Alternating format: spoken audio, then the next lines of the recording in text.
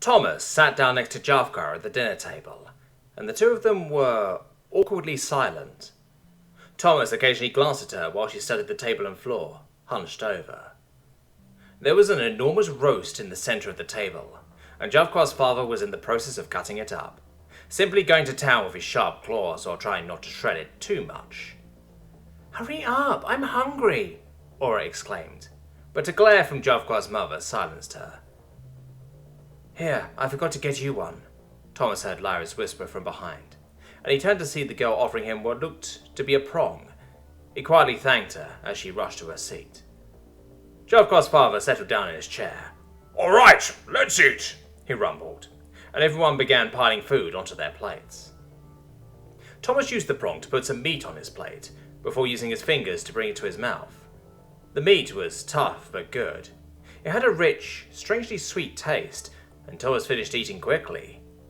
Even with their bigger portions, Javkar and her family finished eating before him, most likely due to their carnivorous teeth. Stuffed, Thomas sat back in his chair before Javkar's mother spoke. "If you don't mind me asking, can you talk about humanity? Things like your history, ideals, and morals? Just curious," she asked. No, I don't mind. Just let me think. Our history is very complicated," Thomas said, as he thought of where to start. "So, we humans evolved from very tree-climbing mammals, originating in a continent called Africa," Thomas began, realizing he'd have to elaborate further. Africa was one of the 7 continents we had on our old planet, Earth. There was Europe, North America, South America, Asia, Oceania, and Antarctica. Seeing their puzzled faces, he explained more. Our old planet Earth had multiple land masses separated by massive oceans instead of one giant continent. There were different climates too, the northern regions generally being colder and the southern ones being warmer, Thomas explained. "What do you mean, old planet?" Javkar asked, confused. "We humans created a lot of problems for our planet. We burned a lot of unrenewable fuels for energy, which went into our atmosphere and changed its composition, which heated up our planet. This made our planet much hotter and eventually caused ecological collapse," Thomas said grimly.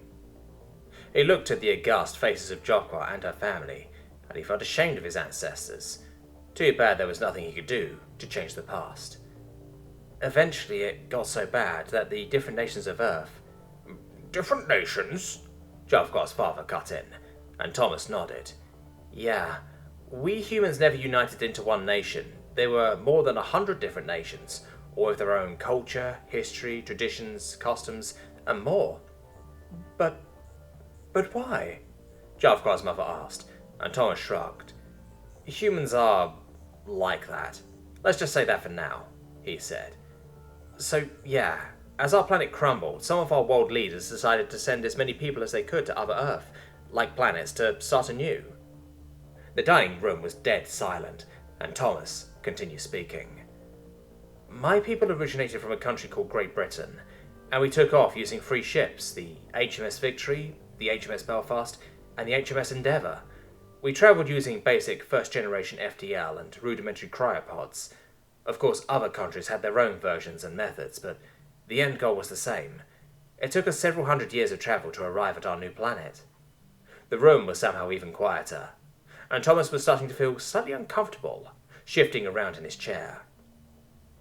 "When our colonists landed on the new planet, they named it New Britannia after our country." He cleared his throat, continuing.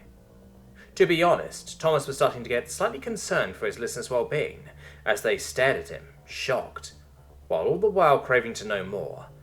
He hoped they wouldn't end up like his history class. Wait, he didn't remember giving them that disclaimer crap. Well, it's too late now and they seem fine. Yeah, they'll be fine. This was further clarified when Javkar used the short silence to speak. "You gonna continue or what? I want to know more," she exclaimed. "I'm just thinking of my words carefully so you don't pass out again," Tom joked, and Javkar began to ponder. "Now that I think about it, why did I pass out? It was very distressing news, yes, but it shouldn't have had that much of an effect. Did you notice anything wrong that day, Thomas?" she asked. Thomas thought for a moment before answering. "Well, no, not really, but thinking back on it, I think I smelled something weird in the room before you all dropped. It was then that Aura cut in. You gonna tell the story or what? I want to hear more about you humans and less about bad smells. Right, sorry, Thomas said, going back on track, as Jovkar's father looked sternly at Aura. So anyways, our colonists released genetically modified plants and animals from Earth onto New Britannia to assimilate with the native life. Then, after gathering resources, they began building a settlement. They built infrastructure, houses and a school for all the future citizens. Thomas noticed Jovkar and her family beginning to relax, pleased at the happy turn of events. At the start we elected leaders democratically, but at some point we decided to elect an emperor as a joke, and it somehow got integrated into our society, Thomas continued. Some said we should officially change back to a democracy, but we haven't gotten around to it yet, he chuckled. Oh well, that's how us humans are. There's also something I should mention. Thomas paused, wondering how Jovkar and her family would react. Over the course of a few hundred years, we began to evolve on our new planet, and with a lot of genetic modification to adapt and improve, we changed. So in a way, we're not really humans, we're a subspecies, and we look a little bit different compared to our other human counterparts. Thomas watched as the minds of Jovkar and her family shut down for a second, and he smiled. Wait, what? You're not... What did humans used to look like? Jovkar stammered. Well, New Britannia is extremely cloudy and its nights are a lot longer than on Earth. So we slowly lost most of this thing called melanin in our skin. Melanin protects us from UV rays, but in the process makes our skin darker. So the old Earth humans had darker skin than us, Thomas explained. So you humans used to be grey? Lyra said timidly. Thomas chuckled. No. We had a wide variety of skin colours on Earth. There were pale, white-skinned people like me, and people who were light brown or black, he said. Wow, Aura said. Brown? Like poop? She said. And Thomas cringed slightly, and he watched as Jovkar's father reached over and held Aura's jaws shut. He could tell that Mr. Rodeo was trying not to laugh, a hint of a smile on his scaly face. Thomas didn't mind. Kids were going to be kids, and he continued. Our new homeworld also had higher gravity than Earth, and so we got shorter and stronger. At 6 feet, I'm actually considered tall for a New Britannian, but not anymore, I guess, Thomas said. Wow, that's why you're so small and weak-looking. Aura had somehow escaped her father's grasp and was talking again. At least until she was slapped in the maw by a fluffy pillow, courtesy of her older sister, Lyra. That's it, Aura. Go to your room, Mrs. Ordea said sternly. You've been rude enough. Aura opened her mouth to speak, but decided against it, stomping upstairs and presumably to her room. I'm sorry about that, Mrs. Ordea apologized, and Thomas nodded. Yeah, thanks. I'm okay though, I didn't take it offensively. She's funny in a way, he said. Moving on, over the next few hundred years, we began progressing rapidly. With a fresh planet full of resources, we eventually developed technologies like proper FDL. Eventually, we began spreading to other stars and terraforming them, and then we began trying to reach out to the other nations of Earth. Before Thomas was able to speak any further, he heard a loud gasp. Looking over to Jovkar, he saw her look behind him in shock. Turning around, he looked at Aura, standing in the middle of the stairs, holding a large container.